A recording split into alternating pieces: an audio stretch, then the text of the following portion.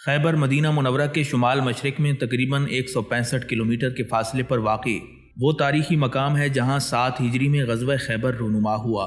اس زمانے میں خیبر اور اس کے گرد و نواح کا سارا علاقہ انتہائی زرخیز تھا۔ یہاں بہت سارے چشمے، سرسبز و شاداب کھجور کے درخت اور لہلہاتے کھیت بکثرت پائے جاتے تھے۔ خیبر کو پورے حجاز مقدس میں تجارتی لحاظ سے بڑی اہمیت حاصل تھی۔ یہاں یہودیوں کی حکومت قائم تھی جو سب سے زیادہ مالدار اور جنگجو تھے۔ ان یہودیوں کو اپنی مالی اور جنگی طاقتوں پر بڑا ناز اور گھمنڈ تھا۔ یہودی شروع ہی سے اسلام اور بانی اسلام حضرت محمد مصطفیٰ صلی اللہ علیہ وآلہ وسلم کے بدترین دشمن تھے۔ یہودیوں نے خیبر کے علاقے میں متعدد جنگی قلعے بنا رکھے تھے، جن میں 8 قلعے بہت مشہور تھے، جن میں قتیبہ، نائم، شک، کموس، نتارا، نتیخ اور سلالم شامل ہیں۔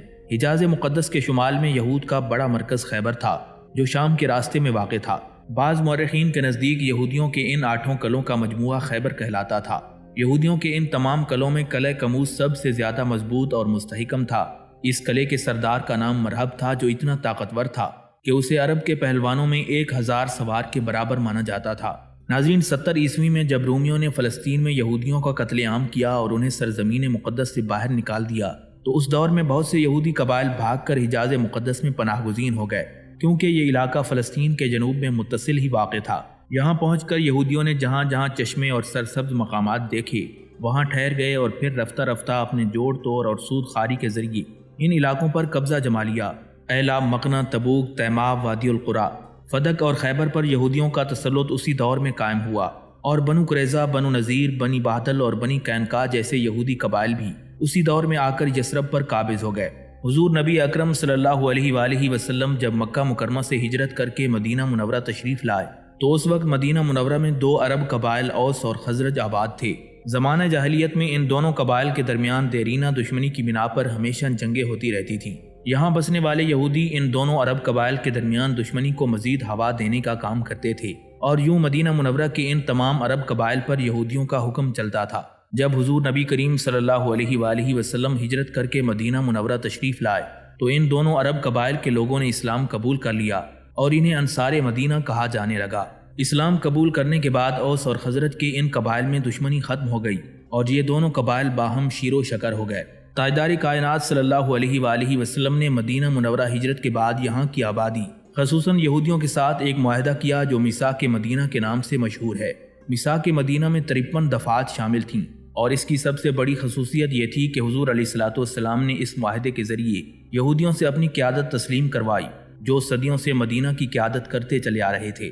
میثاق مدینہ میں ایک شرط یہ بھی شامل تھی کہ جنگ کی صورت میں فریقین یعنی مسلمان اور یہودی ایک دوسرے کی مدد کریں گے، لیکن جنگ بدر کے موقع پر یہودیوں نے اس معاہدے کی خلاف ورزی کرتے ہوئے غیر جانبداری کا اعلان کر دیا۔ چنانچہ رمضان المبارک 2 ہجری میں حضور علیہ الصلوۃ والسلام جنگ بدر کے معرکے سے مدینہ منورہ واپس آئے تو اس کے 1 مہینے بعد ہی 15 شوال 2 ہجری میں غزوہ بنی قینقاع کا واقعہ درپیش ہوا۔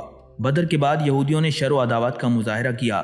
مسلمان اکیلے ہی مشرکین مکہ پر فتح حاصل کر کے مدینہ منورہ واپس لوٹے تو یہودیوں کو اور ناگوار گزرا۔ یہودی حسد میں مسلم دشمنی پر اتر آئے۔ مدینہ منورہ کے اطراف میں یہودیوں کے 3 بڑے قبائل بنو قینقاع، بنو نذیر اور بنو قریظہ آباد تھے۔ ان تینوں یہودی قبائل سے مسلمانوں کا معاہدہ تھا، مگر جنگ بدر کے بعد جس قبیلے نے سب سے پہلے معاہدہ توڑا وہ بنو قینقاع کا یہودی قبیلہ تھا، جو سب سے زیادہ بہادر اور دولت مند تھا۔ واقعہ یہ ہوا کہ ایک برقع پوش عرب عورت یہودیوں کے بازار میں آئی۔ دکانداروں نے شرارت کی اور اس عورت کو ننگا کر دیا۔ اس پر تمام یہودی قہقہا لگا کر ہنسنے لگے۔ عورت چلائی تو ایک عربی آیا اور دکاندار کو قتل کر دیا۔ اس پر یہودیوں اور عربوں میں لڑائی شروع ہو گئی۔ تاجدار کائنات صلی اللہ علیہ وآلہ وسلم کو اس کی خبر ہوئی تو آپ تشریف لائے اور یہودیوں کی اس غیر شریفانہ حرکت پر ملامت فرمانے لگے۔ اس پر بنو قینقاع کے خبیث یہودی بگڑ گئے اور بولے کہ جنگ بدر کی فتح سے آپ مغرور نہ ہو جائیں۔ مکہ والے جنگ کے معاملے میں بے ڈھنگے تھے، اس لیے آپ نے ان کو مار لیا۔ اگر ہم سے آپ کا سابقہ پڑا تو آپ کو معلوم ہو جائے گا کہ جنگ کس چیز کا نام ہے اور لڑنے والے کیسے ہوتے ہیں۔ جب یہودیوں نے معاہدہ توڑ دیا تو حضور نبی اکرم صلی اللہ علیہ وآلہ وسلم نے نصف شوال 2 ہجری پیر کے دن ان یہودیوں پر حملہ کر دیا۔ یہودی اس حملے کی تاب نہ لا سکے اور اپنے قلعوں کا پھاٹک بند کر کے قلعہ بند ہو گئے، مگر 15 دن کے محاصرے کے بعد بالآخر یہودی مغلوب ہو گئے اور ذیقعدہ کی چاند رات کو یہودی ہتھیار ڈال دینے پر مجبور ہو گئے۔ حضور نبی اکرم صلی اللہ علیہ وآلہ وسلم نے صحابہ کرام کے مشورے سے ان یہودیوں کو جلا وطن کر دیا اور یہ عہد شکن بدذات یہودی ملک شام کے علاقے ازراعت میں جا کر آباد ہو گئے۔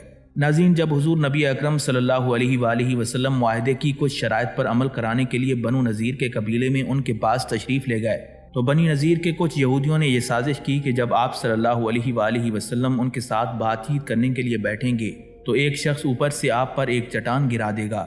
اللہ تعالیٰ نے وحی کے ذریعے حضور علیہ الصلوۃ والسلام کو ان کی اس سازش سے باخبر فرما دیا اور آپ صلی اللہ علیہ وآلہ وسلم وہاں سے اٹھ کر چلے آئے۔ اس واقعے کے بعد حضور نبی علیہ الصلوۃ والسلام نے بنو نذیر کے یہودیوں کے پاس پیغام بھیجا کہ اب آپ لوگوں کے ساتھ ہمارا معاہدہ ختم ہو گیا ہے، ہم آپ کے لیے ایک مدت مقرر کرتے ہیں کہ اس مدت کے اندر آپ مدینہ منورہ چھوڑ کر کہیں چلے جائیں، ورنہ مسلمان آپ پر حملہ کرنے کے لیے آزاد ہوں گے۔ کچھ منافقین نے بنو نذیر کو جا کر یقین دلایا کہ آپ لوگ ڈرتے ہیں، اگر مسلمانوں نے حملہ کیا تو ہم آپ کا ساتھ دیں گے۔ چنانچہ بنو نذیر مقررہ مدت میں مدینہ منورہ سے نہیں گئے۔ حضور نبی اکرم صلی اللہ علیہ وآلہ وسلم نے اپنے صحابہ کرام کے ساتھ مقررہ مدت گزرنے کے بعد ان کے قلعے کا محاصرہ کر لیا اور منافقین ان کی کوئی مدد نہ کر سکے۔ آخرکار بنو نذیر کے یہودیوں نے ہتھیار ڈال دیے اور 4 ہجری میں حضور علیہ الصلوۃ والسلام نے ان کو مدینہ منورہ سے جلاوطن کرنے کا حکم دے دیا۔ بنو نذیر کے ان جلاوطن یہودیوں میں سے کچھ یہودی خیبر میں جا کر آباد ہو گئے اور کچھ شام کی سرزمین کی طرف چلے گئے۔ ناظرین، حضور نبی اکرم صلی اللہ علیہ وآلہ وسلم نے مدینہ منورہ کے جن قبائل کے ساتھ صلح کا معاہدہ کیا تھا ان میں بنو قریظہ کا قبیلہ بھی شامل تھا۔ اس قبیلے کے لوگ بھی یہودی تھے۔ معاہدے کی روح سے مسلمان اور یہودی ایک دوسرے کے خلاف کسی جنگ میں شریک نہیں ہو سکتے تھے، لیکن سن 5 ہجری میں یہودیوں نے معاہدہ شکنی کی جس پر قبیلہ بنو نذیر کو جلاوطن کر دیا گیا۔ بنو نذیر نے منت سماجت کر کے معاہدے کی تجدید کی، مگر غزوہ خندق کے موقع پر انہوں نے نہ صرف معاہدہ توڑ دیا بلکہ جس قلعے میں مسلمان عورتیں اور بچے محفوظ تھے اس پر بھی حملہ کر دیا، لیکن اپنے ایک آدمی کے مارے جانے پر ہی واپس چلے گئے۔ غزوہ خندق کے بعد مسلمانوں نے بنو قریظہ کے یہودیوں کا محاصرہ کیا جو مہینہ بھر جاری رہا۔ آخرکار یہودیوں نے درخواست کی کہ حضرت سعد بن معاذ رضی اللہ تعالیٰ عنہ جو فیصلہ دے دیں وہ ہمیں منظور ہوگا۔ ان کا خیال تھا کہ حضرت سعد بن معاذ رضی اللہ تعالیٰ عنہ قبیلہ بنو اوس کے سردار ہیں اور اس قبیلے سے ہمارے دوستانہ تعلقات ہیں، اس لیے وہ ہمارے حق میں فیصلہ کریں گے۔ مگر حضرت سعد رضی اللہ تعالیٰ عنہ نے تورات کے حکم کے مطابق فیصلہ کیا کہ لڑنے والوں کو قتل کر دیا جائے، عورتیں اور بچے قید کر لیے جائیں اور سامان کو مال غنیمت قرار دیا جائے۔ پھر اس فیصلے پر عمل کیا گیا اور اس قبیلے کا قلعہ کما کر دیا گیا۔ ناظرین، اللہ تعالیٰ نے مسلمانوں سے وعدہ کیا تھا کہ وہ عنقریب خیبر کو فتح کر کے بہت سے غنائم حاصل کریں گے۔ مشرکین مکہ کے ساتھ تاریخی صلح کے معاہدے کے بعد حدیبیہ سے واپس آتے ہوئے اللہ تبارک و تعالیٰ نے اپنے نبی علیہ الصلوۃ والسلام پر قرآن مجید کی سورہ فتح کی آیت نمبر 20 نازل فرمائی، جس کا ترجمہ یوں ہے: اللہ تعالیٰ نے تم سے بہت سی غنائم کا وعدہ کیا ہے جنہیں تم حاصل کرو گے، پس اللہ تعالیٰ نے تمہیں یہ جلد ہی عطا کر دیا۔ یہ وعدہ الہی مسلمانوں کی تسلی اور ان کے عزائم کی مضبوطی کے لیے تھا۔ چنانچہ قرآن مجید کی اس آیت مبارکہ کے نزول کے بعد جب حضور نبی کریم صلی اللہ علیہ وآلہ وسلم نے اپنے صحابہ کرام سے خیبر پر حملہ کرنے کے لیے منصوبہ بندی کا اعلان کیا تو مسلمانوں میں خوشی کی لہر دوڑ گئی، کیونکہ تمام صحابہ کرام جہاد کے بہت خواہش مند تھے اور یہی وہ واحد راستہ ہے جس پر چل کر انسان شہادت پا کر اللہ تعالیٰ کے ہاں اعلیٰ درجات حاصل کر سکتا ہے۔ ناظرین، ہجرت کے 6 سال جب حضور نبی کریم صلی اللہ علیہ وآلہ وسلم نے مکہ مکرمہ جا کر عمرہ کرنے کا ارادہ کیا تو آپ نے تمام مسلمانوں سے جو شہروں اور دیہاتوں میں رہتے تھے مطالبہ کیا کہ وہ اس عمرہ کے سفر میں حضور علیہ الصلوۃ والسلام کی مصاحبت اختیار کریں۔ چنانچہ حضور نبی کریم صلی اللہ علیہ وآلہ وسلم نے منادی کو اس بات کا اعلان کرنے کا حکم بھی دے دیا، مگر باوجود اس کے کہ اس زمانے میں مسلمانوں کی بہت کثرت تھی، پھر بھی اس ندائے نبوی پر آپ کے تھوڑے سے وفادار صحابہ نے لبیک کہا، اور انہی چنے ہوئے لوگوں کو اصحاب شجرہ کہا جاتا ہے۔ یہی لوگ درخت تلے بیٹھ کر حضور نبی کریم صلی اللہ علیہ وآلہ وسلم کی بیعت کر رہے تھے، اور اسی دوران اللہ تعالیٰ نے اپنی رضامندی کا اعلان فرمایا تھا۔ اصحاب شجرہ کی تعداد 1400 کے قریب تھی، مگر منافقین مدینہ اور کمزور ایمان والے عربوں کی تعداد بہت زیادہ تھی۔ انہی لوگوں کا نام اللہ تبارک و تعالیٰ نے مخلفین یعنی تخلف اختیار کرنے والے رکھا ہے۔ چنانچہ ان لوگوں نے حضور علیہ الصلوۃ والسلام کی مدد نہ کی، اور جس روز آپ نے عمرہ کی ادائیگی کے لیے اعلان کیا تو انہوں نے اس تاریخی سفر میں آپ کی مصاحبت اختیار نہ کرنے کا فیصلہ کر لیا۔ اس عدم نصرت کے باوجود بھی حضور علیہ الصلوۃ والسلام نے انہیں ان کے حال پر چھوڑ دیا، ان کے خلاف کوئی کارروائی نہیں کی اور انہیں مشہور بھی نہیں کیا۔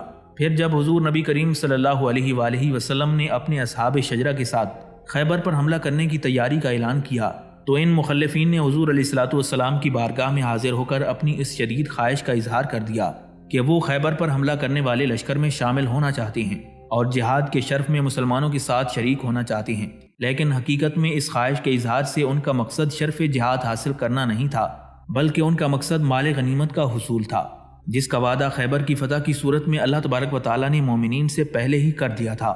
ان مخلفین کو یہ یقین ہو گیا کہ حضور علیہ الصلوۃ والسلام اور آپ کے اصحاب شجرہ خیبر کی جنگ میں مکمل طور پر فتح یاب ہو جائیں گے، چنانچہ ان لوگوں نے صرف مادی اور دنیاوی وسائل حاصل کرنے کی غرض سے غزوہ خیبر میں شامل ہونے کی خواہش کا اظہار کر دیا۔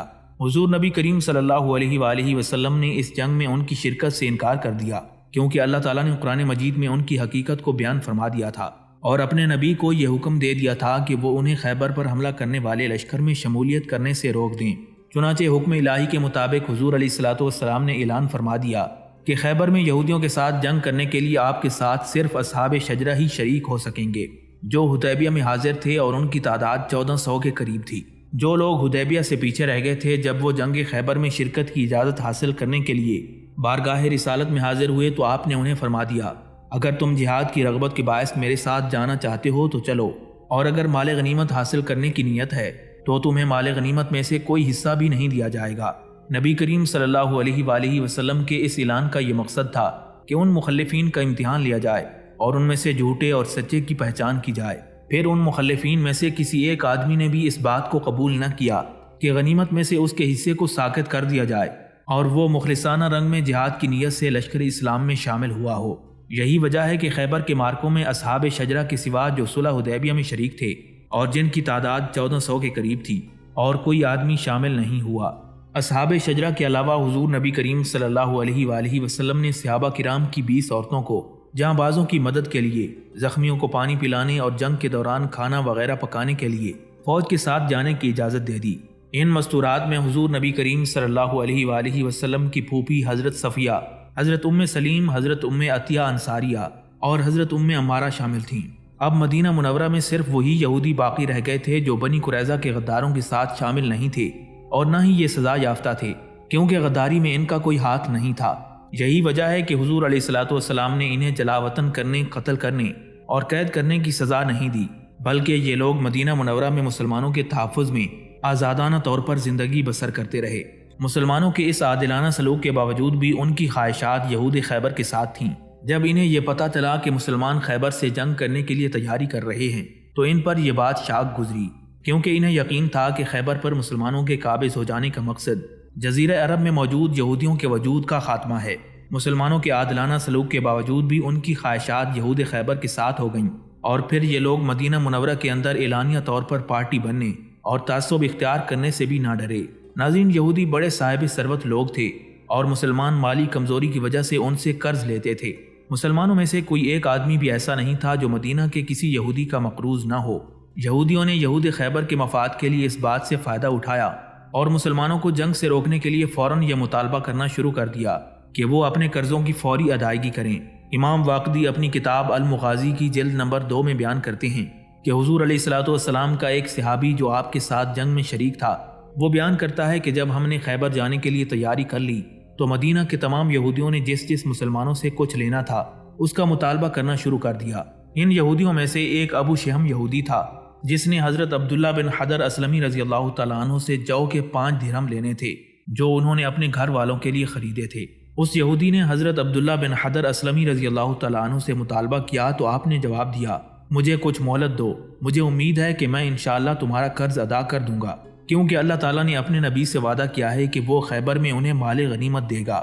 حضرت عبداللہ بن ابی حدر رضی اللہ تعالیٰ عنہ ان لوگوں میں شامل تھے جو حدیبیہ میں حاضر ہوئے تھے۔ آپ نے ابو شہم یہودی سے کہا کہ ہم حجاز کے سبزہ زار یعنی خیبر کے طعام اور اموال کی طرف جا رہے ہیں۔ یہ سن کر ابو شہم نے حسد اور سرکشی اختیار کرتے ہوئے کہا، تمہارے خیال میں خیبر کی جنگ اس طرح ہوگی جس طرح تم عراق کے ساتھ کرتے ہو؟ وہاں پر 10,000 جانباز ہیں جو ہر وقت مقابلے کے لیے تیار رہتی ہیں۔ ابن حدر نے کہا کہ اے خدا کے دشمن، تو ہمیں ہمارے دشمن سے ڈراتا ہے، حالانکہ تو ہماری پناہ اور حفاظت میں ہے۔ خدا کی قسم، میں تجھے حضور علیہ الصلوۃ والسلام کے پاس لے جاؤں گا۔ پھر میں نے بارگاہ رسالت میں پہنچ کر عرض کیا، یا رسول اللہ صلی اللہ علیہ وسلم، کیا آپ نے سنا ہے کہ یہ یہودی کیا کہتا ہے؟ اس کے بعد میں نے حضور علیہ الصلوۃ والسلام کو وہ بات بتا دی جو ابو شہم یہودی نے کہی تھی۔ نبی اکرم صلی اللہ علیہ وآلہ وسلم بات سن کر خاموش ہو گئے اور اسے کوئی جواب نہ دیا، مگر میں نے تاجدار کائنات صلی اللہ علیہ وآلہ وسلم کو لب ہلاتے دیکھا، لیکن اور کوئی بات نہ سن سکا۔ یہودی نے آپ سے کہا، اے ابو القاسم، اس شخص نے مجھ پر ظلم کیا، اس نے میرے حق کو روکا اور میرا کھانا لے لیا۔ یہ سن کر حضور علیہ الصلوۃ والسلام نے فرمایا، اس کا حق اسے دے دو۔ حضرت عبداللہ رضی اللہ تعالیٰ عنہ فرماتے ہیں کہ میں نے باہر آ کر اپنا ایک کپڑا 3 درہم میں فروخت کر دیا اور اس کا بقیہ حق بھی کسی سے رقم لے کر ادا کر دیا۔ پھر دوسرا کپڑا میں نے پہن لیا۔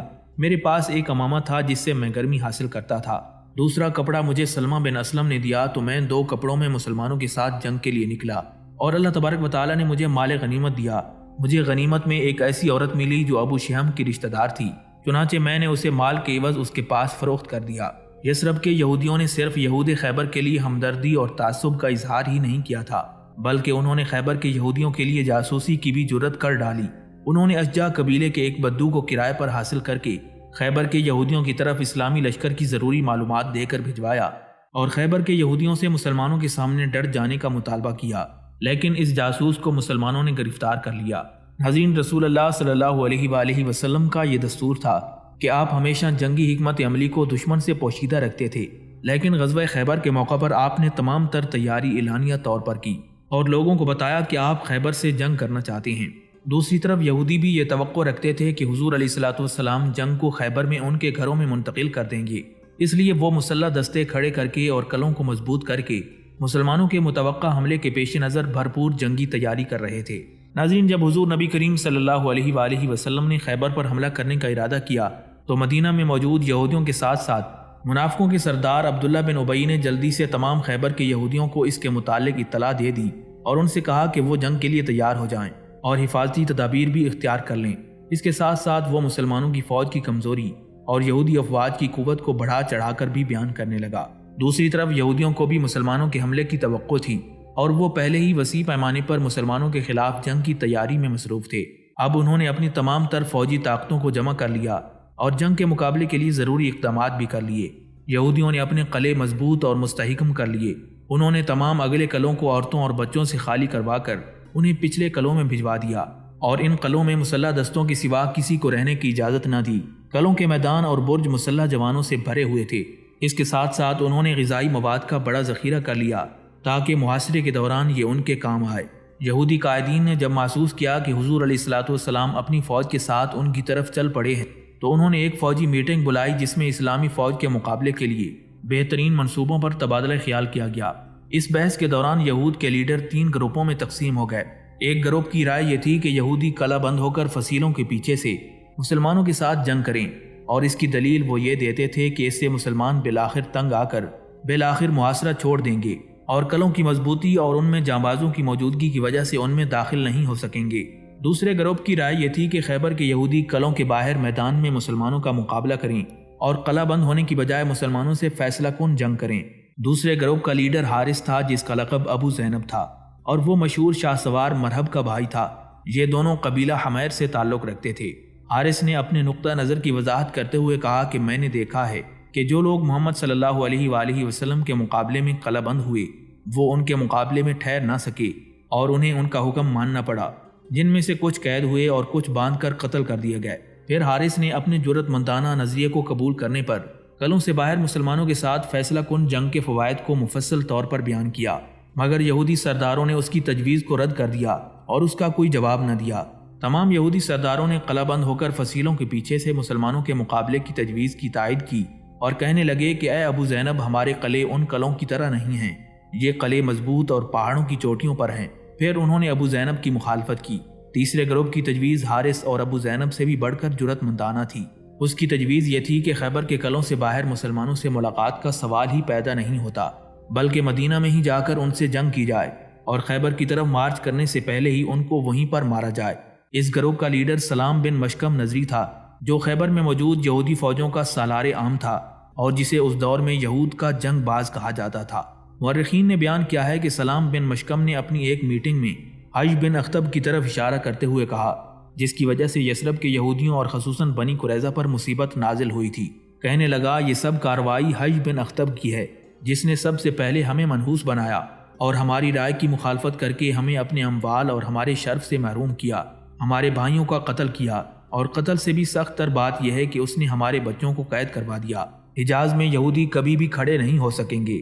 پھر یہودی سرداروں میں سے کنانہ کہنے لگا، یہ ناراضگی کا وقت نہیں، بات یہاں تک پہنچ چکی ہے، آپ اسے دیکھ رہے ہیں۔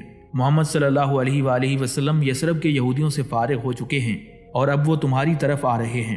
وہ تمہارے صحن میں اتر کر تم سے وہی کچھ کرنے والے ہیں جو کچھ انہوں نے بنی قریظہ کے ساتھ کیا ہے۔ پھر یہودی سرداروں کے درمیان یہ تجویز پیش کی گئی کہ ہم تیماء، فدق اور وادی قرا کے یہودیوں کو بھی ساتھ لیں گے اور سب مل کر مسلمانوں سے جنگ کریں گے۔ یہ تجویز سلام بن مشکم نے پیش کی تھی اور یہودیوں کے قائدین کی اکثریت نے اسے قبول کر لیا۔ چنانچہ پھر یہودیوں کی دعوت پر مختلف قبائل سے ان کے پاس لوگ پہنچنے لگے اور یوں یہودیوں کی تعداد تقریباً 11,000 ہو گئی، جبکہ اس کے مقابلے میں مسلمان جانبازوں کی تعداد صرف 1400 تھی۔ تاجدار کائنات صلی اللہ علیہ وآلہ وسلم نے مدینہ منورہ کی طرف کوچ کرنے سے پہلے حضرت صباح بن ارفدہ غفاری رضی اللہ تعالیٰ عنہ کو مدینہ منورہ کا امیر مقرر فرما دیا کہ وہ آپ کی نیابت میں خیبر سے واپسی تک انتظامی امور کو چلائیں گے۔ مدینہ منورہ سے کوچ کرنے سے پہلے حضور علیہ الصلوۃ والسلام نے ایک ہراول دستہ بنایا جس کے تمام جوان سردار تھے، اور اس حفاظتی دستے کی قیادت نامور سپہ سالار حضرت عباد بن بشر انصاری رضی اللہ تعالیٰ عنہ کے سپرد فرمائی۔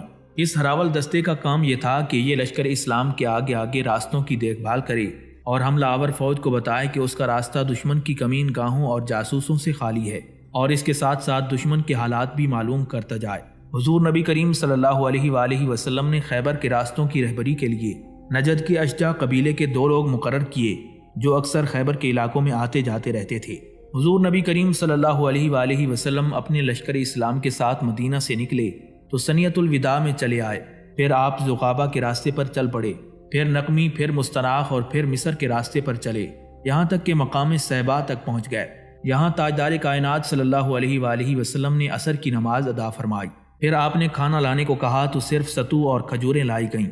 نبی کریم صلی اللہ علیہ وآلہ وسلم نے اپنے صحابہ کرام کے ساتھ انہیں کھا لیا۔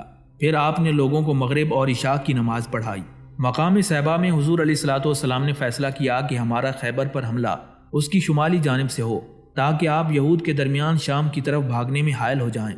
یہ بات آپ نے اشجع قبیلے کے دونوں رہبروں کو بتائی تو حسیل بن خارجہ اشجعی نے کہا کہ میں آپ کو اس راستے پر لے جاؤں گا۔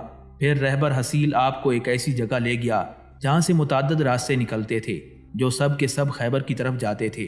اس نے کہا، یا رسول اللہ صلی اللہ علیہ وسلم، یہ تمام راستے خیبر کی طرف جاتے ہیں۔ حضور علیہ الصلوۃ والسلام نے حسیل سے کہا کہ ان راستوں کے نام بتاؤ۔ اس نے ان تمام کے نام بتا دیے۔ حضور علیہ الصلوۃ والسلام نے اس راستے پر چلنا پسند کیا جس کا نام مرحب تھا، چنانچہ آپ اس پر چلتے چلتے خیبر کی شمالی جانب پہنچ گئے۔ پھر حضور علیہ الصلوۃ والسلام حیاض اور سریر وادی میں چلے اور ان وادیوں کے سامنے پہنچ کر آپ خیبر کے قلعے الخرصہ تک پہنچ گئے۔ پھر آپ وہاں سے اٹھ کر شق اور نطات کے درمیان چل پڑے۔ ناظرین، جب بنو غطفان نے سنا کہ رسول اکرم صلی اللہ علیہ وآلہ وسلم کی منزل خیبر ہے تو وہ اکٹھے ہو کر حضور علیہ الصلوۃ والسلام کے خلاف یہودیوں کی مدد کے لیے نکل کھڑے ہوئے۔ جب وہ 1 دن کی مسافت طے کر چکے تو انہوں نے سنا کہ پیچھے سے مسلمانوں نے ان کے اموال پر حملہ کر دیا ہے۔ یہ سن کر وہ ایڑیوں کے بل لوٹے اور اپنے اہل و اموال میں رہنے لگے۔ حضور نبی کریم صلی اللہ علیہ وآلہ وسلم اور خیبر کے درمیان کا علاقہ خالی کر دیا۔ اسی طرح جو لوگ یہودیوں کے ساتھ ان کے قلعوں میں رہ رہے تھے انہوں نے بھی ایک پکارنے والے کی آواز کو سنا تو وہ بھی واپس چلے گئے اور یہودیوں کو اکیلے چھوڑ دیا۔ رسول اکرم صلی اللہ علیہ وآلہ وسلم مسلسل خیبر کی طرف چلتے رہے۔ اسی دوران آپ نے اپنے ایک صحابی حضرت عامر بن عقو رضی اللہ تعالیٰ عنہ سے فرمایا کہ ہدی پڑھو۔ ہدی یہ ہوتی ہے کہ ہدی خان ترنم کے ساتھ آواز بلند کرتا ہے جس سے اونٹ اپنی چال کو تیز کر دیتے ہیں۔ حضرت عامر بن عقو رضی اللہ تعالیٰ عنہ نے حضور علیہ الصلوۃ والسلام کی خواہش کے مطابق ان اشعار سے فوج کے لیے ہدی پڑھی۔ خدا کی قسم، اگر اللہ نہ ہوتا تو ہم ہدایت نہ پاتے، نہ صدقہ دیتے، نہ نماز پڑھتے، پس ہم پر سکینت نازل فرما، اور اگر ہم جنگ کریں تو ہمیں ثابت قدمی عطا فرما۔ مورخین کا بیان ہے کہ حضور علیہ الصلوۃ والسلام نے حضرت عامر بن عقو رضی اللہ تعالیٰ عنہ کی ہدی سے متعجب ہو کر فرمایا، اللہ تعالیٰ تجھ پر رحم فرمائے۔ اور نبی علیہ الصلوۃ والسلام جب کسی آدمی کو فرماتے کہ اللہ تجھ پر رحم فرمائے تو وہ شہید ہو کر مرتا تھا۔ یہی وجہ تھی کہ حضرت عمر ابن خطاب رضی اللہ تعالیٰ عنہ نے حضور نبی علیہ الصلوۃ والسلام سے عرض کیا کہ یا رسول اللہ صلی اللہ علیہ وسلم، آپ نے شہادت کو واجب کر دیا ہے۔ اور پھر یوں ہوا کہ حضرت عامر بن عقو رضی اللہ تعالیٰ عنہ کو مار کے خیبر میں اللہ تبارک و تعالیٰ نے ایک یہودی سے مبارزت میں شہادت سے ہمکنار فرمایا۔ مبارزت کے دوران حضرت عامر بن عقو رضی اللہ تعالیٰ عنہ نے یہودی کی پنڈلی پر تلوار مارنی چاہی تو تلوار لوٹ کر اس کے گھٹنے کے اگلے حصے پر لگ گئی اور آپ رضی اللہ تعالیٰ عنہ اپنی تلوار کے زخم سے متاثر ہو کر فوت ہو گئے۔ ناظرین، جب تاجدار مدینہ صلی اللہ علیہ وآلہ وسلم نے خیبر پہنچ کر خیبر پر نگاہ ڈالی تو فوج کو ٹھہرنے کا حکم دیا۔ پھر آپ نے مختصر سی دعا فرمائی اور اس کے بعد صحابہ کرام سے فرمایا کہ اللہ تعالیٰ کا نام لے کر آگے بڑھو۔ اگرچہ منافقین اور یثرب کے یہودیوں نے خیبر کے یہود کو مسلمانوں کے مارچ کرنے کی اطلاع دے دی تھی، پھر بھی اللہ تعالیٰ نے انہیں اندھا کر دیا اور انہیں اس وقت پتہ چلا جب مسلمان خیبر میں صبح کے وقت داخل ہو رہے تھے۔ حضور نبی کریم صلی اللہ علیہ وآلہ وسلم اپنی فوج کے ساتھ رات کو خیبر پہنچ گئے تھے۔ رات کے وقت دشمن کے ساتھ جنگ چھیڑنا آپ کی حربی سیاست نہیں تھی، سوائے اس کے کہ آپ مجبور ہو جائیں۔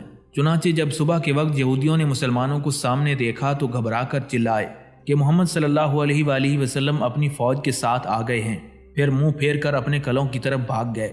جب تاجدار کائنات صلی اللہ علیہ وآلہ وسلم نے انہیں دیکھا تو فتح کی بشارت دیتے ہوئے فرمایا، اللہ رب العزت بہت بلند و بالا ہے، خیبر اجڑ گیا۔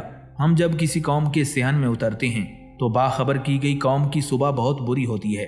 پھر فتح کے روز خیبر 2 حصوں میں تقسیم ہو گیا، ہر حصے میں کئی جنگی قلعے تھے، مگر 8 قلعے جو بڑے اہم تھے ان میں سے 5 خیبر کے نصف اول میں واقع تھے، جہاں پر مسلمانوں اور یہود کے درمیان سخت ترین مارکے ہوئے۔ سب سے پہلے مسلمانوں نے نائم کے قلعے پر حملہ کیا اور اسی کے سامنے مرہب قتل ہوا جو اپنے بھائیوں کے ساتھ اس کے دفاع کا ذمہ دار تھا۔ صعب بن معاذ کا قلعہ سب سے بڑا قلعہ تھا جسے مسلمانوں نے فتح کیا۔ اس میں مسلمانوں کو بہت سا غلہ اور حربی سامان ملا جس سے مسلمانوں کو بے حد قوت ملی۔ اس کے بعد زبیر کا قلعہ، ابئی کا قلعہ اور نزار کا قلعہ فتح ہوا۔ پہلے 3 قلعے نطات کے علاقے میں اور آخری 2 قلعے شک کے علاقے میں واقع تھے۔ خیبر کے دوسرے نصف حصے میں بھی کئی جنگی قلعے تھے، مگر ان میں سے صرف 3 قلعے بہت اہم ہیں، جن میں سے کموز کا خاص قلعہ، الوتی اور سلالم کے قلعے۔ یہ تینوں قلعے اپنی قوت اور مضبوطی اور جانبازوں کی کثرت تعداد کے باوجود مسلمانوں کے سپرد کر دیے گئے۔ سب سے پہلے حضور نبی کریم صلی اللہ علیہ وآلہ وسلم نے یہود کو اسلام میں داخل ہونے کی دعوت دی تاکہ ان کے اسلامی معاشرے کا ایک حصہ بن جانے کے بعد آپ واپس چلے جائیں۔ حضرت علی رضی اللہ تعالیٰ عنہ پہلے سالار تھے جنہوں نے جنگ سے قبل حضور علیہ الصلوۃ والسلام کے حکم سے یہودیوں کے سامنے اسلام لانے کی پیشکش کی۔ نبی علیہ الصلوۃ والسلام نے خیبر میں داخل ہونے کی رات حضرت علی رضی اللہ تعالیٰ عنہ کو بلا کر انہیں جھنڈا عطا فرمایا تو حضرت علی رضی اللہ تعالیٰ عنہ نے عرض کیا، یا رسول اللہ صلی اللہ علیہ وسلم، کیا میں ان سے اپنے جیسا ہو جانے تک جنگ کروں؟ حضور علیہ الصلوۃ والسلام نے فرمایا، چلتے جاؤ یہاں تک کہ تم ان کے صحن میں اتر جاؤ، پھر انہیں اسلام کی دعوت دو اور اسلام میں اللہ کے جن حقوق کی ادائیگی ان پر فرض ہے ان کے متعلق انہیں باخبر کر دو۔ خدا کی قسم، اگر اللہ تعالیٰ تیرے ذریعے ایک آدمی کو ہدایت دے دے تو وہ تیرے لیے سرخ اونٹوں سے بہتر ہے۔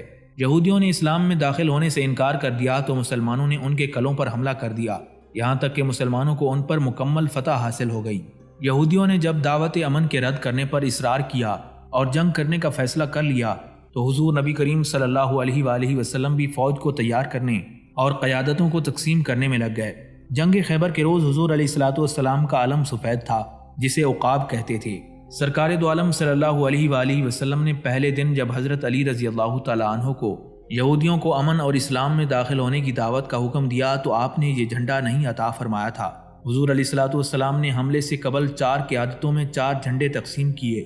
ان میں 2 جھنڈے مہاجرین کے تھے جنہیں حضور علیہ الصلوۃ والسلام نے حضرت ابو بکر صدیق اور حضرت عمر فاروق رضی اللہ تعالیٰ عنہم کو عطا فرمایا، اور 2 جھنڈے انصار کے تھے جنہیں آپ نے حضرت سعد بن عبادہ اور حضرت حباب بن منذر رضی اللہ تعالیٰ عنہم کو عطا فرمایا۔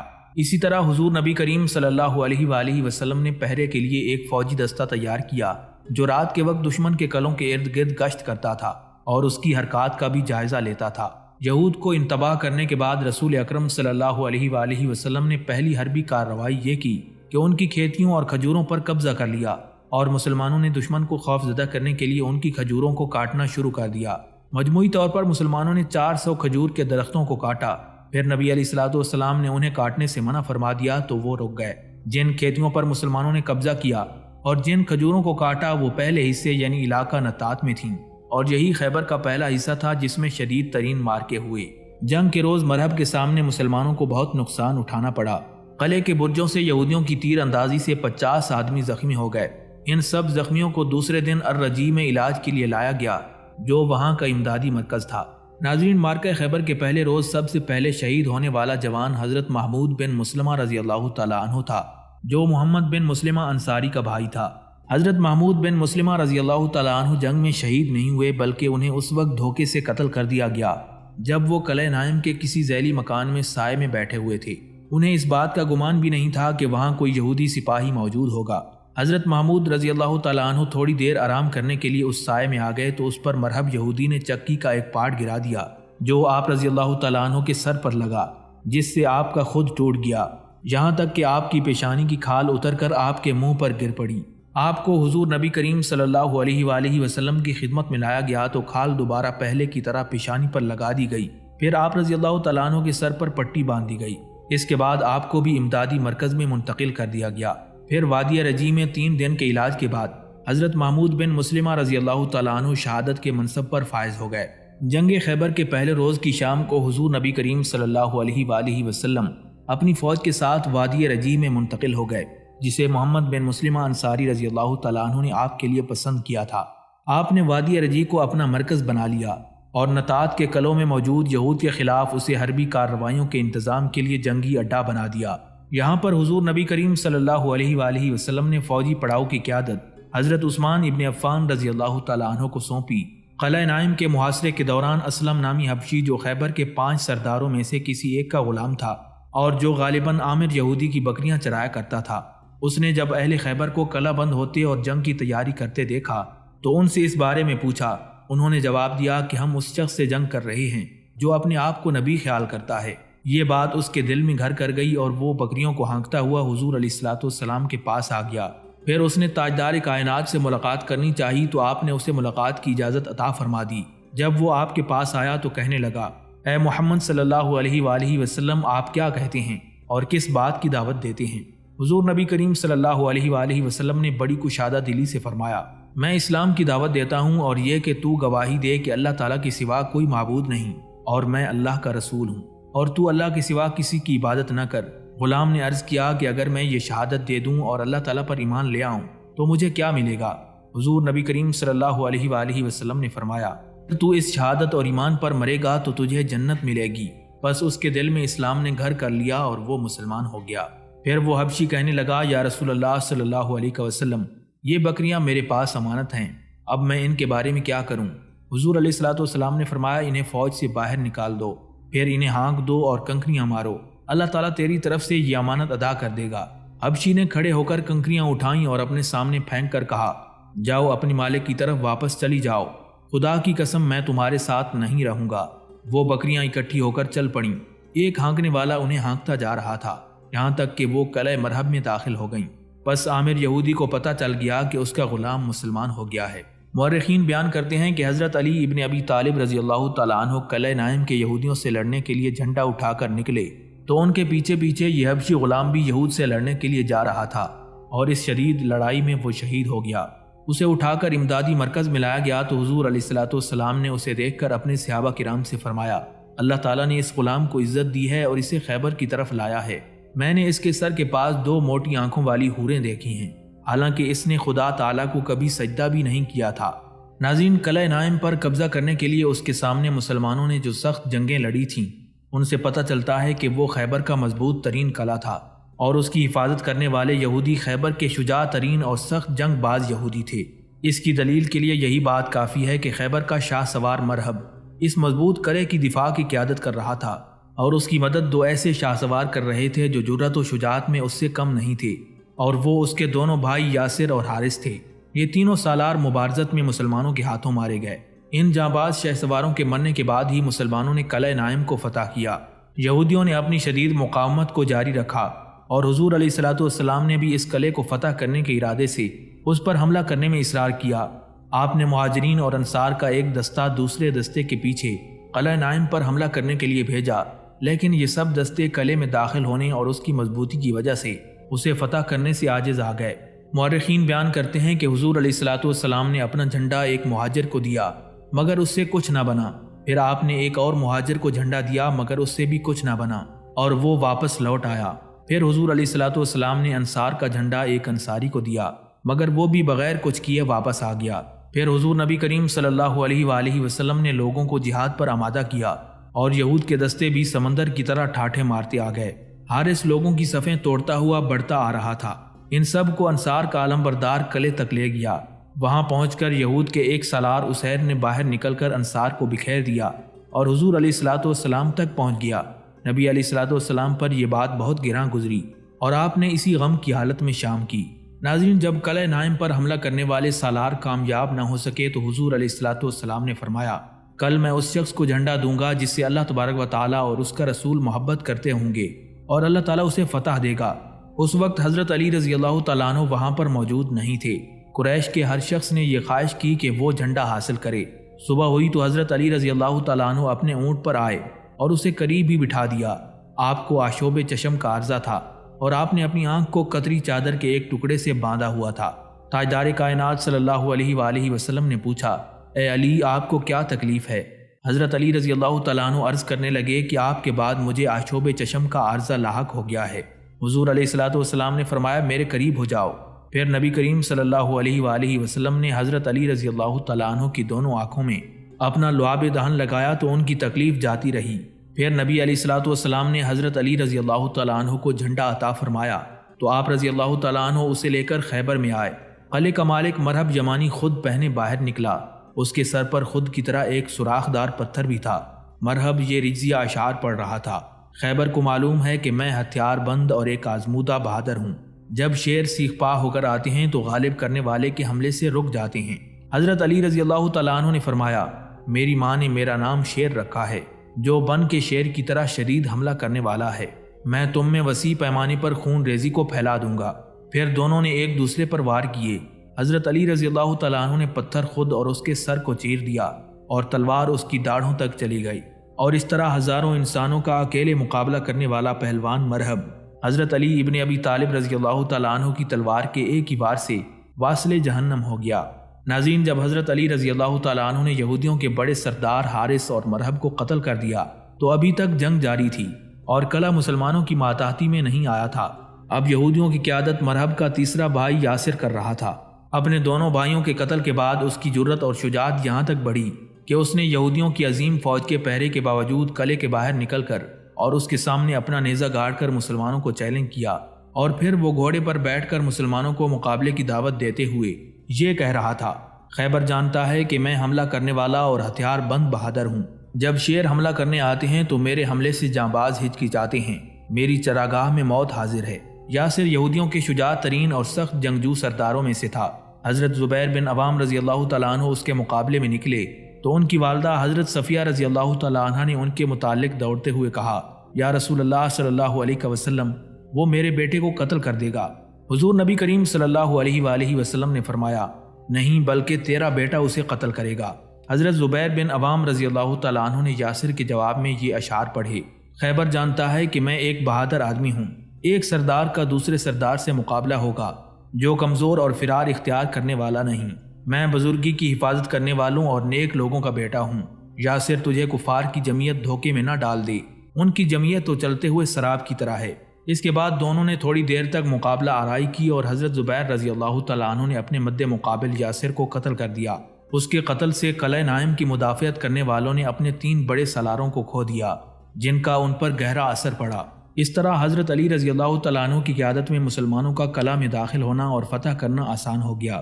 جب حضرت زبیر رضی اللہ تعالیٰ عنہ نے یہودیوں کے سالار یاسر کو قتل کر دیا تو اس کے بعد حضور نبی کریم صلی اللہ علیہ وآلہ وسلم نے حضرت زبیر سے فرمایا، تم پر چچا اور ماموں قربان ہوں۔ ہر نبی کا ایک حواری ہوتا ہے اور میرا حواری زبیر ہے۔ ناظرین، اس کے بعد چوتھا یہودی سالار بھی حضرت علی رضی اللہ تعالیٰ عنہ سے مقابلہ کرتے ہوئے آپ کے ہاتھ سے جہنم رسید ہو گیا۔ اس سالار کا نام عامر تھا۔ اسی طرح 5واں یہودی سالار بھی قلعہ نائم کے سامنے محمد بن مسلمہ انصاری رضی اللہ تعالیٰ عنہ کے ہاتھوں قتل ہوا۔ ان 5 یہودی سالاروں جن میں مرہب، حارث، یاسر، عامر اور اسیر شامل تھے، ان کے بعد یہودیوں کی ہمت پست ہو گئی اور مسلمانوں نے ان پر شدید حملہ کر دیا، یہاں تک کہ حضرت علی رضی اللہ تعالیٰ عنہ نے خیبر کا دروازہ اکھاڑ پھینکا۔ جو مسلمان قلعہ نائم میں داخل ہو گئے اور اسے فتح کر لیا۔ ناظرین، جب حضرت علی رضی اللہ تعالیٰ عنہ کی قیادت میں مسلمانوں نے قلعہ نائم پر قبضہ کر لیا تو یہودی دوسری دفاعی لائن میں منتقل ہو گئے۔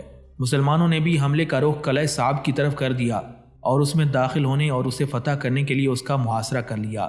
جس طرح قلعہ نائم کو فتح کرنے کے لیے حضور علیہ الصلوۃ والسلام نے حضرت علی رضی اللہ تعالیٰ عنہ کو جانبازی کی سلاری اور جھنڈا عطا فرمایا تھا، اسی طرح قلعہ صاغ پر حملہ کرنے کے لیے حضور علیہ الصلوۃ والسلام نے حضرت حباب بن منذر رضی اللہ تعالیٰ عنہ کو فوج کی قیادت اور جھنڈا عطا فرمایا۔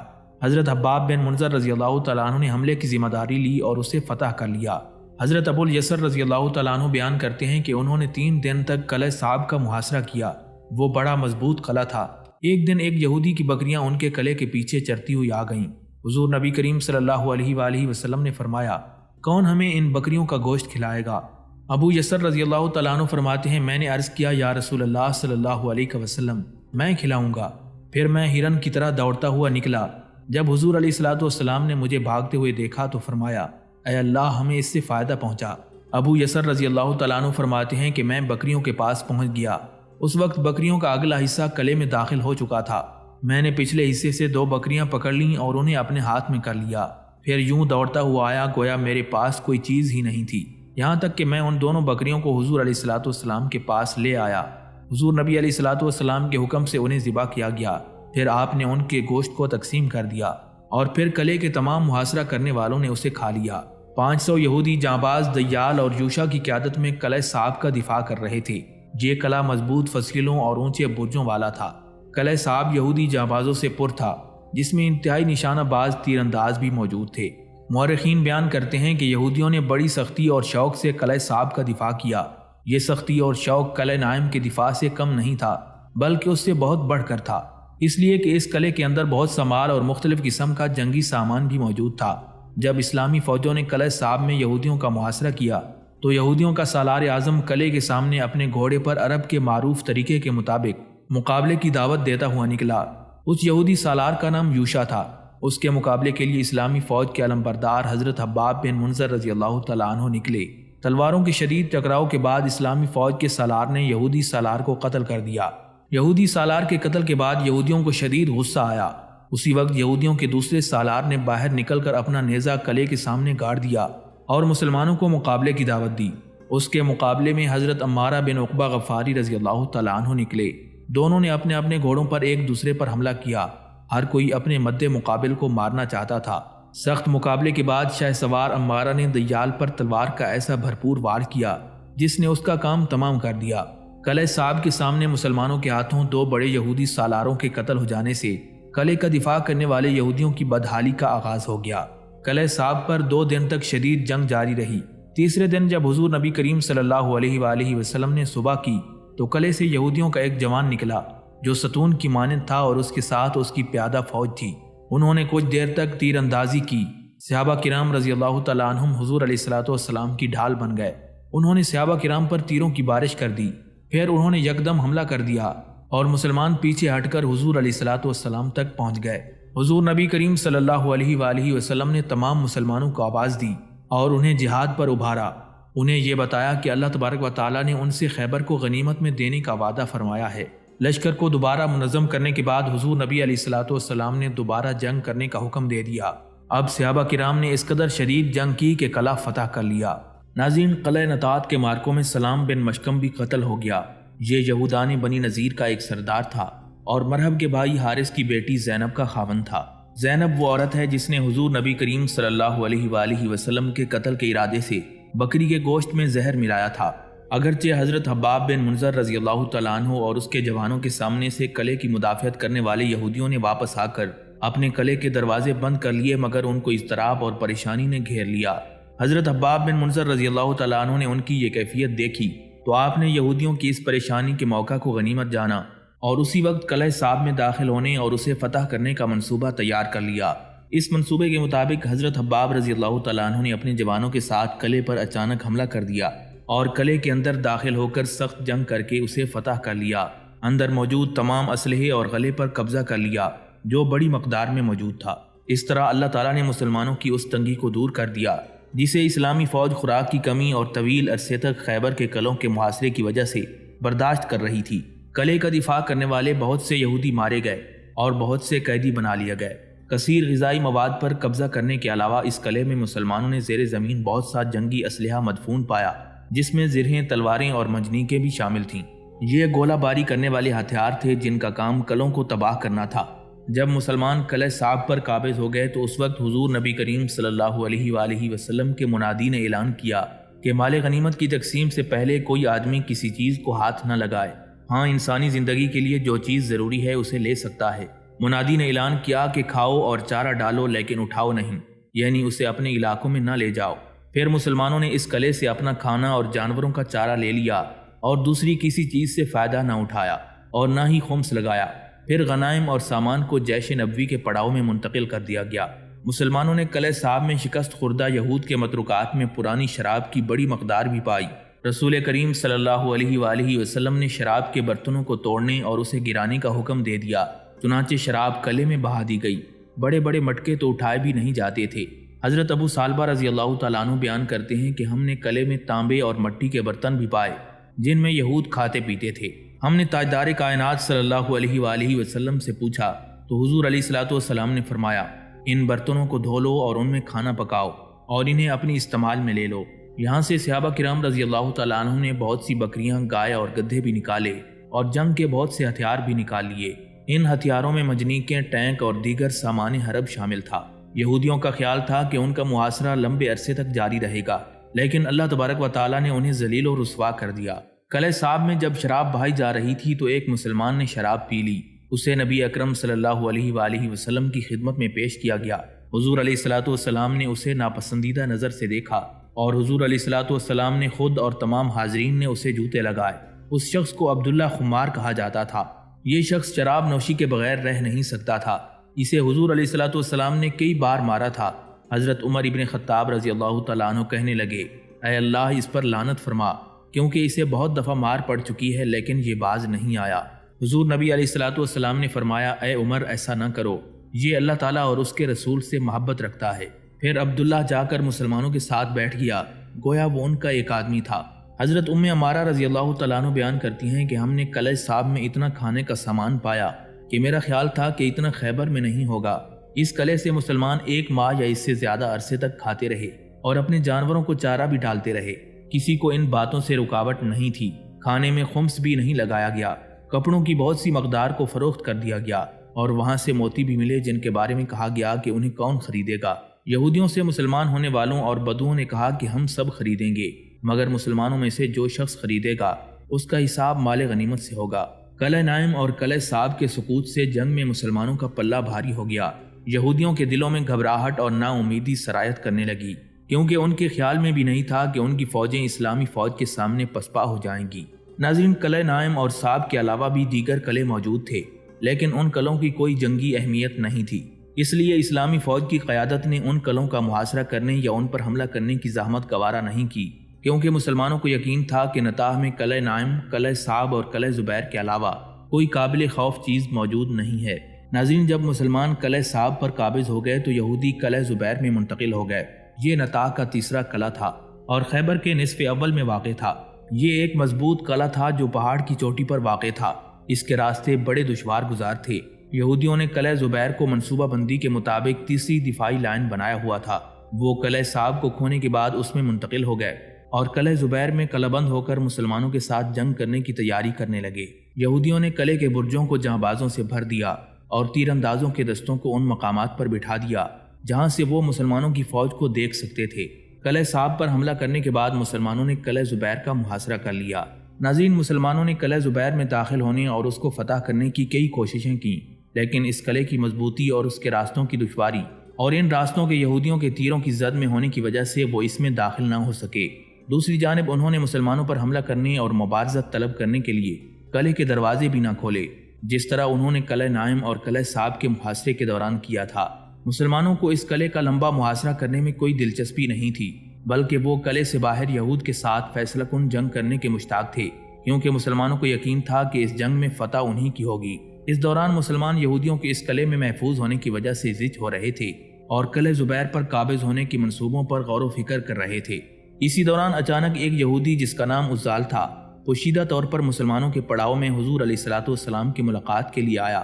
اس نے ملاقات کے دوران حضور علیہ الصلوۃ والسلام کو بتایا کہ آپ کی فوج اس قلعے میں داخل ہونے اور ہتھیاروں کے زور پر اسے فتح کرنے کی ہرگز قوت نہیں پائے گی، اور قلعہ زبیر کے یہودیوں کو طویل محاصرے سے کوئی نقصان نہیں ہوگا، کیونکہ ان کے پاس ضروری خرچ جمع ہے جو طویل مدت تک ان کے لیے کافی ہوگا، اس یہودی عزال نے حضور علیہ الصلوۃ والسلام کو بتایا کہ وہ آپ کو ایسا طریقہ بتانے پر تیار ہے جس سے قلعہ زبیر کی فتح آپ کے لیے آسان ہو جائے گی اور یہودی مجبور ہو کر جنگ کے لیے باہر نکل آئیں گے۔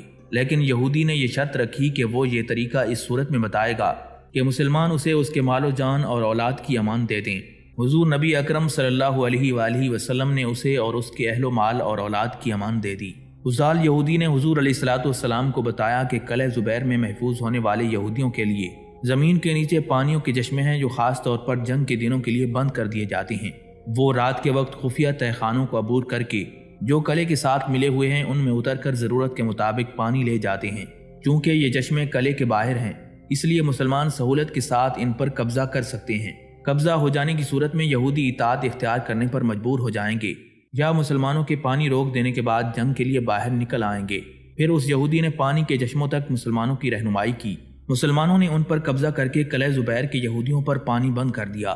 اب یہودیوں نے سمجھ لیا کہ دو راستوں میں سے ایک راستہ اختیار کرنا پڑے گا، یا تو مسلمانوں کی اطاعت اختیار کر لیں یا ان سے جنگ کرنے کے لیے باہر نکلیں، مسلمانوں سے پانی کے چشمے واپس لے لیں یا پیاس سے مر جائیں۔ چنانچہ یہودیوں نے مسلمانوں کے ساتھ جنگ کرنے کو ترجیح دی اور قلعے کے دروازے کھول کر مسلمانوں پر سخت حملہ کر دیا۔ فریقین کے درمیان سخت جنگ ہوئی جو مسلمانوں کی فتح پر ختم ہوئی۔ مسلمانوں نے یہودیوں کو زبردست شکست دی اور پھر قلعے میں داخل ہو کر اسے فتح کر لیا۔ قلعہ زبیر کے مارکے میں مسلمانوں کے کئی آدمی شہید ہو گئے۔ یہودیوں نے بھی 10 مقتولوں کی اذیت اٹھائی، مگر کسی مورخ نے ان غنائم کے متعلق کچھ نہیں بتایا جو قلعہ زبیر پر قبضہ کرتے وقت مسلمانوں کے ہاتھ آئی تھیں۔ ناظرین، نطاع کے قلعوں کو کھونے اور اس کے زبردست مارکوں میں اپنے بڑے بڑے سالاروں کا نقصان اٹھانے کے بعد یہودیوں کی شکست انہیں شک کے قلعوں میں لے گئی۔ پھر یہودیوں نے قلعہ ابئی میں ڈیرے ڈال دیے اور اس قلعے میں قلعہ بند ہو کر اسلامی فوج کے مقابلے کے لیے تیاری کرنے لگے جو ان پر مسلسل حملے کر رہی تھی۔ قلعہ ابئی بڑا مضبوط قلعہ تھا جو پہاڑ کی چوٹی پر واقع تھا اور اس کے دشوار گزار راستوں کی وجہ سے اس میں داخل ہونا بڑا مشکل تھا، لیکن وہ نطاع کے ان قلعوں سے زیادہ مضبوط نہیں تھا جن میں مسلمان جنگ کے سخت مراحل سے گزر کر داخل ہو چکے تھے۔ چنانچہ حضور نبی اکرم صلی اللہ علیہ وآلہ وسلم نے اس قلعے میں داخل ہونے کے لیے اس کا محاصرہ کر لیا۔ حضور علیہ الصلوۃ والسلام بنفس نفیس جنگی فوج کے منتظم تھے اور اس قلعے کے لیے سموان کے مقام سے دستے بھیج رہے تھے۔ یہاں پر بھی یہودیوں نے جنگ میں بڑی بہادری کا مظاہرہ کیا اور مسلمانوں کے حملوں کا بڑی بے جگری سے مقابلہ کیا جسے مسلمان نطاع کے مارکوں میں دیکھ چکے تھے۔ جس فوج کو قلعہ ابئی پر حملہ کرنے کی ذمہ داری سونپی گئی تھی اس کے سالار مشہور شاہ سوار حضرت ابو دجانہ انصاری رضی اللہ تعالیٰ عنہ تھے۔ قلعہ ابئی کے دفاع میں یہودیوں کا شوق قتال اس حد تک بڑھا کہ انہوں نے موت کو ہیج سمجھتے ہوئے محاصرہ کرنے والی مسلمان فوج کے مقابلے کے لیے قلعے کے دروازے کھول دیے اور ان یہودی شہ سواروں نے قلعے کے باہر مسلمانوں کو دعوت مبارزت دے دی۔ قلعہ ابئی سے ایک شہ سوار جس کا نام عزول تھا باہر نکلا اور اس نے قلعے کی فصیلوں کے سامنے اپنے گھوڑے پر پھیرا لگا کر دعوت مقابلہ دی۔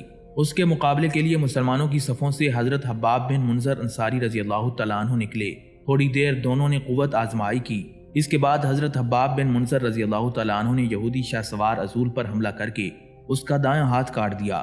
یہودی شاہ سوار قلعے کی طرف بھاگا مگر حضرت حباب رضی اللہ تعالیٰ عنہ نے قلعے میں داخل ہونے سے پہلے ہی اس کی ٹانگ کاٹ دی اور پھر وہ تڑپ تڑپ کر مر گیا۔ حضرت حباب رضی اللہ تعالیٰ عنہ یہودی کو قتل کرنے کے بعد مسلمانوں کی صفوں میں واپس آ گئے۔ یہودی سالار عزول کے قتل کے بعد ایک اور یہودی شاہ سوار نے قلعے سے باہر نکل کر مسلمانوں کو للکار کر دعوت مقابلہ دیا۔ اس کا مقابلہ کرنے کے لیے مشہور انصاری صحابی حضرت ابو دجانہ رضی اللہ تعالیٰ عنہ تشریف لے گئے۔ دونوں نے ایک دوسرے پر حملہ کیا اور دونوں بڑے ذوق و شوق سے نبرد آزمائی کرتے رہے، یہاں تک کہ حضرت ابو دجانہ رضی اللہ تعالیٰ عنہ نے یہودی شاہ سوار کا کام تمام کر دیا۔ اس کے بعد یہودی مبارزت سے کنارہ کشی کرنے لگے تو مسلمانوں نے نعرہ تکبیر بلند کیا اور قلعے پر حملہ کر کے اس میں داخل ہو گئے۔ مسلمانوں کے آگے آگے حضرت ابو دجانہ رضی اللہ تعالیٰ عنہ تھے۔ اس قلعے میں مسلمانوں نے بڑا مال و متاع، بکریاں اور غلہ پایا۔ وہاں سے تمام جاں باز بھاگ گئے اور ہرنوں کی طرح دیواروں پر چڑھ گئے۔